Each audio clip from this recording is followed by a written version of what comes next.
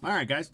So continuing to talk about jobs, job market, stuff like that. Something I've seen, this is kind of a trend that I've seen growing on sites like LinkedIn, Indeed, Monster, as I continue to do work searches because I've been unemployed for a while now, is AI trainer positions. If you don't know what this fresh hell is, AI trainer positions are popping up on all of the job search platforms, and they're looking for people to train AI.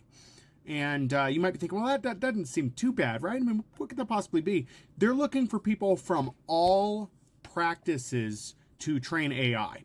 And when I say all practices, I mean, for example, the one that I saw today was for a debt counselor.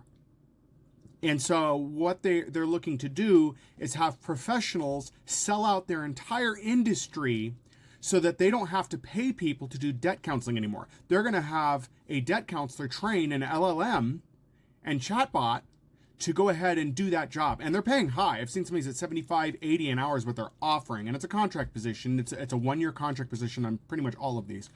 My partner brought one to my attention for SLPs. They want SLPs to start training LLMs. And she was like, well, how would that work? And I said, most likely they're probably going to make it into an app.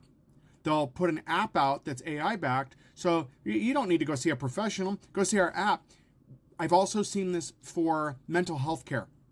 They're trying to get AI training for psychotherapy and AI, and for psychiatry and other professions. Anything that you can imagine that's customer service based or requires a professional to talk to another person, they're trying to find a way to get LLMs to do that. They don't want to pay people anymore. And if you're not aware of the problem with that, no matter how much input you give an LLM, it's not going to be sufficient for a placement because it has problems. AI gets things wrong all the time, consistently. And the last thing you want in a healthcare setting, mental health care setting, or anything like, is to have AI hallucinate while trying to provide care to someone in mental health, or in language for that matter. Anything really. It really is ridiculous. This is going to be a problem. I'm really interested to see the contracts on these things, because especially for like debt collection or debt counseling, what happens when AI is wrong and somebody tries to cancel their debt because AI told them they could? Like, how does that work? I'm sure they're not going to allow that. So there'll be some cancellation clause in there, but this is really bad. The jobs market is already trash. And this is what we're going to continue to see as less jobs. They're going to replace every person they can with AI, even if the AI doesn't work. We've already seen companies, I forget who it was. There was a guy in IT, I know that. He replaced all of his customer service staff with IT, and for like the first year, he was fine with it, and then started to notice problems, and now he's trying to hire those people back, but surprise, surprise, they don't want to work for that guy anymore. I can't blame them.